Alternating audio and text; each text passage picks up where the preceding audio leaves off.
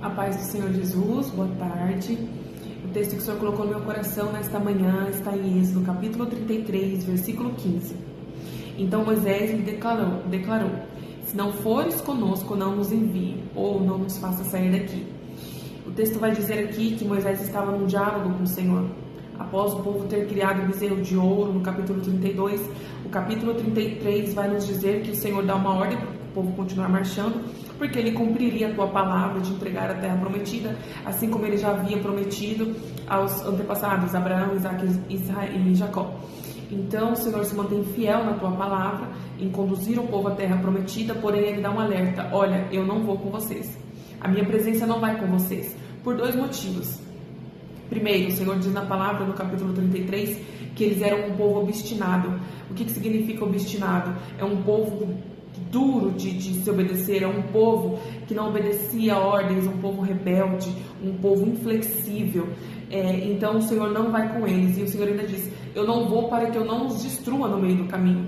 Ou seja, o segundo motivo aí do Senhor não ir com eles era preservar a própria vida deles. Então o Senhor está dizendo com misericórdia, com juízo, dentro desta fala de que não iria com eles. Então, olha, por misericórdia eu não vou para não os destruir no meio do caminho, mas como eu sou um Deus perfeitamente justo e grande, ele teria que agir com justiça, e no meio do caminho o povo poderia ser destruído por ser um povo obstinado.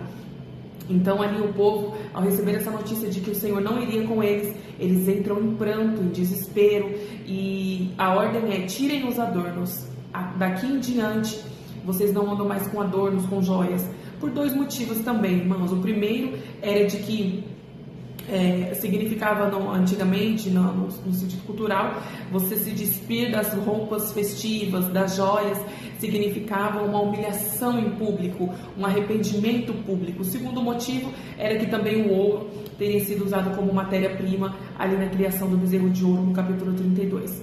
Então Moisés começa ali desesperadamente um diálogo, uma conversa com Deus, entrando para a tenda do encontro. Nós sabemos que Moisés fazia tudo direcionado pelo Senhor. Se não fosse após o Senhor falar com ele, direcionar ele, Moisés não saía do lugar, Moisés não avançava, Moisés não tomaria nenhuma atitude.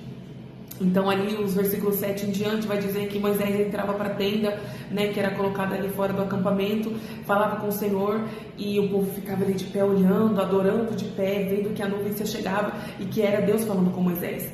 Então no versículo 12 em diante começa ali um diálogo entre Moisés e Deus. A partir do pecado do bezerro de ouro, o Senhor mencionava na palavra que o povo era de Moisés.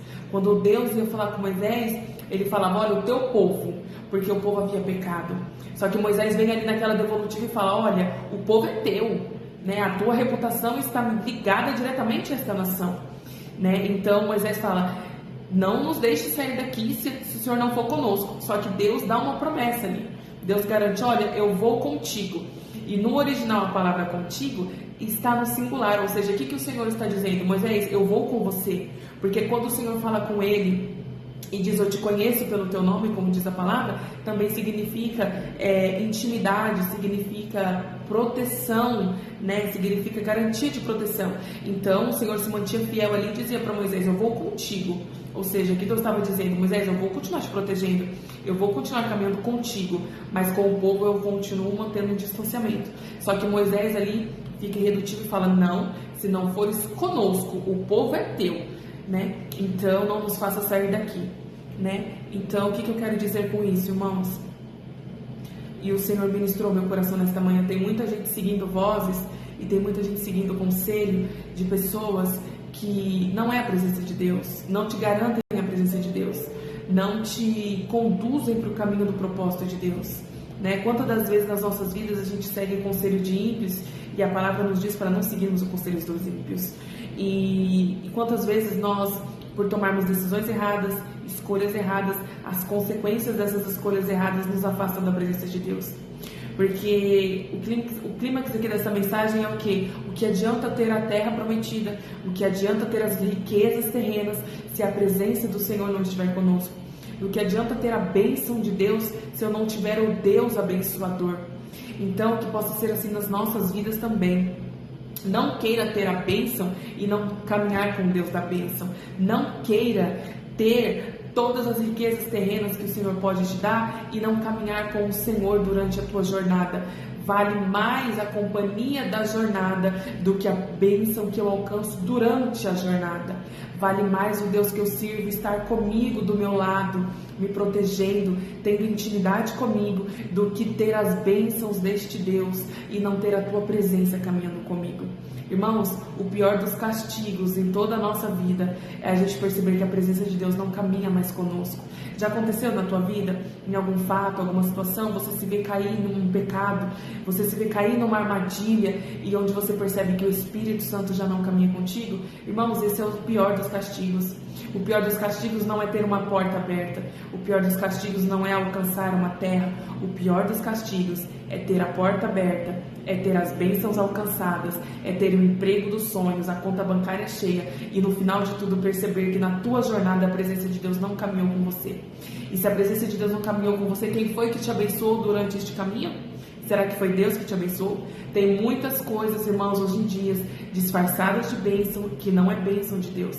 Tem muita coisa chegando para nós, chegando aos nossos olhos, às nossas mãos, que a gente fala é bênção de Deus, foi Deus que me deu. E Deus está dizendo, não foi eu que te dei nada, não foi eu que te abençoei, não. Então, prestemos atenção, abrimos nossos olhos neste dia e percebamos, será que é Deus que tem me abençoado? Será que tem vindo de Deus? Será que realmente é a mão do Senhor? Se não tiver a presença dele caminhando contigo, irmãos, não se torna bênção na tua vida. Até pode ser uma bênção, mas ela se torna vazia, porque quando você perceber aquilo que você tanto queria, se torna fútil, mediante o que a presença de Deus pode nos completar nesta vida. Então, o conselho nesta manhã e o que o Senhor falou ao meu coração, fala para o povo, ministra o coração deles, de quem ouvir esta mensagem, mas vale caminhar com o abençoador do que ter somente a bênção garantida nas mãos. Que você possa receber essa palavra neste dia, que ela possa germinar no teu coração nesta semana, irmãos, em nome de Jesus. Amém.